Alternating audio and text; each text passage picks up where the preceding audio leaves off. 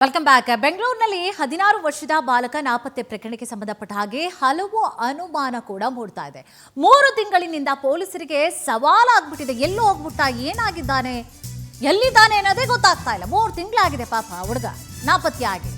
ಅವರಮ್ಮ ನೋಡಿದ್ರೆ ದಿನ ಬೆಳಗಾದ್ರೆ ಆಟೋ ಹತ್ತೋದು, ಹುಡ್ಕಾಡೋದು, ಇಲ್ಲಿದ್ದಾನ ಅಲ್ಲಿದ್ದಾನ, ಅವ್ರ ಮನೆಗೆ ಹೋಗೋದು, ಇವ್ರ ಮನೆಗೆ ಕೇಳೋದು, ನೆಂಟ್ರ ಮನೆಗೆ ಕೇಳೋದು ಫೋನ್ ಮಾಡಿ, ಇಲ್ಲಿ ಬಂದ ಅಲ್ಲಿ ಬಂದ, ಸಿಗ್ತಾನೆ ಇಲ್ಲ. ಪೊಲೀಸರಿಗೆ ಸವಾಲಾಗ್ಬಿಟ್ಟಿದೆ, ಎಲ್ಲೋದಾಯ್ತಾ. ಬಾಲಕನ ನಾಪತ್ತೆಯ ಬಗ್ಗೆ ಸಾಕಷ್ಟು ಆರೋಪ ಕೂಡ ಇದೆ. ಕಳೆದ 3 ತಿಂಗಳ ಹಿಂದೆ ಹನುಮಂತನಗರ ಠಾಣೆಯಲ್ಲಿ ಎಫ್ಐಆರ್ ಕೂಡ ದಾಖಲಾಗಿತ್ತು. ಮಾರ್ಚ್ ತಿಂಗಳಲ್ಲಿ ಕಾಣೆಯಾಗಿರುವಂಥದ್ದು ಸುಬ್ರಹ್ಮಣಿ ಎನ್ನುವಂತಹ ಬಾಲಕ. ಮಗನಿಗಾಗಿ ಬೆಂಗಳೂರಿನಾದ್ಯಂತ ಪಾಪ ತಾಯಿ ಯಶೋಧ ಅವರು ಹುಡುಕಾಟ ಮಾಡ್ತಿದ್ದಾರೆ. ವಿಶೇಷ ಚೇತನ ಮಗುವನ್ನ ಹಿಡಿದುಕೊಂಡು ಮಗನಿಗಾಗಿ ಶೋಧ ಕಾರ್ಯ ಮಾಡ್ತಿದ್ದಾರೆ. ಮಾರ್ಚ್ 15ನೇ ತಾರೀಕು ಬೆಳಗ್ಗೆ ಬಾಲಕ ಸುಬ್ರಹ್ಮಣಿ ಕಾಣೆಯಾಗಿರ್ತಾನೆ. ಪತಿ ಸಾವಿನ ಬಳಿಕವಾಗಿ ಏನ್ ಲೀಸ್ಗೆ ಹಾಕೊಂಡಿದ್ರು ಆ ಅಮೌಂಟ್ ಕೂಡ ಬಂದಿರುತ್ತೆ. ಲೀಸ್ ಹಣದಲ್ಲಿ 1,20,000 ಹಣ ಕೂಡ ಕಾಣೆಯಾಗಿರುವಂತಹ ಆರೋಪ. ಆ ಹುಡುಗನೇ ತಗೊಂಡೋದ್ನೋ ಅಥವಾ ಇನ್ನೇನಾಯ್ತು, ಬೇರೆ ಯಾರು ತಗೊಂಡ್ರು ಏನೋ, ಎಮ್ಮಂಗೂ ಕೂಡ ಅರ್ಥ ಆಗ್ತಾ ಇಲ್ಲ. ಪಾಪ ಯಶೋದಂಗೂ ಅರ್ಥ ಆಗ್ತಾ ಇಲ್ಲ. ಯಾಕೆ ಹೋದ ಇವನು, ಎಲ್ಲೋಗವನೇ, ಬದುಕಿದಾನೋ ಇಲ್ಲವೋ, ಸತ್ತಿದಾನೋ ಅದು ಗೊತ್ತಾಗ್ತಿಲ್ಲ. ಏನೋ ಇದೇ ವಿಚಾರಕ್ಕೆ ಸಂಬಂಧಪಟ್ಟ ಹಾಗೆ ಬಾಲಕನ ತಾಯಿ ಕೂಡ ಮಾತನಾಡಿದ್ದಾರೆ. ಏನ್ ಮಾತನಾಡಿದ್ದಾರೆ ನೋಡು. ಸ್ವಂತವ್ರು ಕ್ಯಾರ್ಪೇಟೆ, ಇಲ್ಲಿಗೆ ಬಂದು 20 ವರ್ಷ ಆಯ್ತು. ನನ್ನ ಗಂಡ ನಾನು ಫಸ್ಟು 20 ವರ್ಷದಿಂದ ಇಲ್ಲೇ ಬಾಡಿಗೆ ಕಟ್ಕೊಂಡು ಜೀವನ ಮಾಡ್ತಿದ್ದೋ. ಅಲ್ಲಿ 5-6 ಕೋಟಿ ಪ್ರಾಪರ್ಟಿ ಇದೆ ಕೇರ್ಪೇಟೆಯಲ್ಲಿ, ಪಿತ್ರಾಜಿತ ಸತ್ತು. ಅದಕ್ಕೆಲ್ಲ ನಮ್ಮ ಯಜಮಾನ್ರಿಂದ 15 ವರ್ಷದಿಂದ ಸೈನ್ ಹಾಕಿಸ್ಕೊಂಡ್ರು. ನಮ್ಮ ಸ್ವಂತ ಭಾವ ಚನ್ನಬಸಪ್ಪ ಅಂತ ಆಲ್ಟಿಯೋದಲ್ಲಿ ಅವನೇ ಒಬ್ಬನೇ ಮಗ, ಅವ್ರಿಗೆ ತೇಜ ಅಂತ, ಇಲ್ಲೇ ಅವರೇ ಗಿರಿನಗರದಲ್ಲಿ. ಅವರು ನಮ್ಮ ಮಗನ ಕರ್ಕೊಂಡೋಗಿ ಸಾಯಿಸ್ಬಿಟ್ಟಿದ್ದಾರೆ. ಸುಬ್ರಹ್ಮಣ್ಯ ಅಂತ ನನ್ನ ಮಗ 16 ವರ್ಷದವನು. ನನ್ನ ಖಾಲಿ ಪೇಪರ್ಗೆ ಸೈನ್ ಹಾಕ್ಕೊಡು ಅಂತ ಅಂದರು.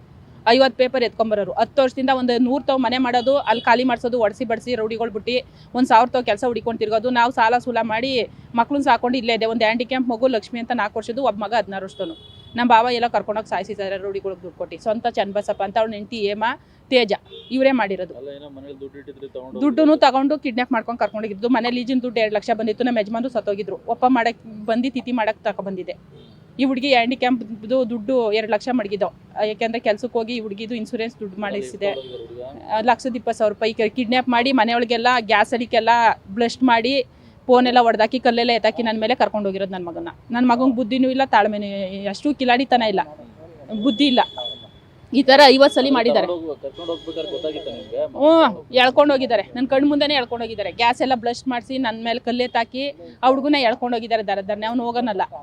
ನಾನು ಕೂಡಾಕಿ ಕೆಲಸ ಮಾಡಿ ಗ್ಲಾಸು ಬ್ಲಸ್ಟ್ ಆಗಿತ್ತು, ಫೋನು ಬ್ಲಸ್ಟ್ ಆಗಿತ್ತು. ನನ್ನ ಮಗನ ಬುದ್ಧಿ ಇಲ್ಲ, ಅಷ್ಟು ಎಳ್ಕೊಂಡು ಕರ್ಕೊಂಡು ಹೋಗಿದ್ದಾರೆ. ಆಮೇಲೆ ಫೋನ್ ಕೊಟ್ಬಿಟ್ಟು ಅವ್ನಿಗೆ ಫೋನ್ ಹುಚ್ಚು ಓಡೋಗು ಅಂತ ಹೇಳಿದ್ದಾರೆ. ಅವನೇ ಮನೆ ಬಿಟ್ಟು ಹೋಗೋನೆ, ನೀನು ಕೂಡಾಕಿದ್ಯಾ ಕಟ್ಟಾಕಿದ್ಯಾ ಅಂತ ಪೊಲೀಸರು ಆರೋಪ ಮಾಡಿ ನನ್ನೇ 5-6 ಲಕ್ಷ ಖಾಲಿ ಮಾಡಿಸಿದ್ದಾರೆ. ಇವ್ರಿಗೆ ಹ್ಯಾಂಡಿಕ್ಯಾಪ್ಗೆ ಇನ್ಸೂರೆನ್ಸ್ ದುಡ್ಡು ತಂದಿದೆ. 20 ವರ್ಷದಿಂದ ಕಟ್ಟಿದ ದುಡ್ಡ ಎಲ್ಲ ಖಾಲಿ ಮಾಡಿಬಿಟ್ಟು ಇವತ್ತು ನಾವೇ ಒಳ್ಳೆ. ಇದೇ ವಿಚಾರಕ್ಕೆ ಸಂಬಂಧಪಟ್ಟ ಹಾಗೆ ಹೆಚ್ಚಿನ ಮಾಹಿತಿಯನ್ನು ಕೂಡ ನೀಡ್ತಾ ಹೋಗ್ತಾರೆ ನಮ್ಮ ಪ್ರತಿನಿಧಿ ವೆಂಕಟೇಶ್. ವೆಂಕಟೇಶ್, ಈ ಒಂದು ಪ್ರಕರಣವನ್ನ ನಾಪತ್ತೆ ಅಂತ ಅನ್ಕೊಳ್ಬೇಕಾ, ಅಥವಾ ಆಕೆ ಆರೋಪವನ್ನ ಮಾಡ್ತಾ ಇರೋದನ್ನ ನೋಡಿದ್ರೆ ಯಶೋಧ ಅವರು ನಮ್ಮ ಭಾವನೆ ಕೊಲೆ ಮಾಡ್ತಾ ಇದ್ದಾರೆ, ಕೊಲೆ ಮಾಡಿರೋದು ಅಂತ ಹೇಳಿ ಹೇಳ್ತಾ ಇದ್ದಾರೆ. ಬಟ್ ಹೆಂಗ್ ತಗೊಳ್ಬೇಕು, ಪೊಲೀಸರ ತನಿಖೆಯಲ್ಲಿ ಏನ್ ವಿಚಾರಗಳು ಗೊತ್ತಾಗಿದೆ, ಏನಿದೆ ಮಾಹಿತಿ? ಹೌದು ಕುಸುಮ, ಏನು ಮಂಡ್ಯ ಮೂಲದವರಾದ ಈ ಯಶೋಧ ಮತ್ತು ಆಕೆಯ ಪತಿ ಕೂಡ ಕಳೆದ 40 ವರ್ಷಗಳಿಂದ ಬೆಂಗಳೂರಿಗೆ ಬಂದಿರ್ತಾರೆ. ಬಂದಂತವರೇ ಕೂಡ ಹನುಮಂತ ನಗರದಲ್ಲಿ ವಾಸವನ್ನ ಮಾಡ್ತಾ ಇರ್ತಾರೆ. ಗಂಡ ಆಟೋ ಡ್ರೈವರ್ ಆಗಿರ್ತಾರೆ. ಆದರೆ ಇತ್ತೀಚೆಗೆ ಅನಾರೋಗ್ಯಕ್ಕೀಡಾಗಿ ಅವರು ಮೃತಪಟ್ಟಿರ್ತಾರೆ.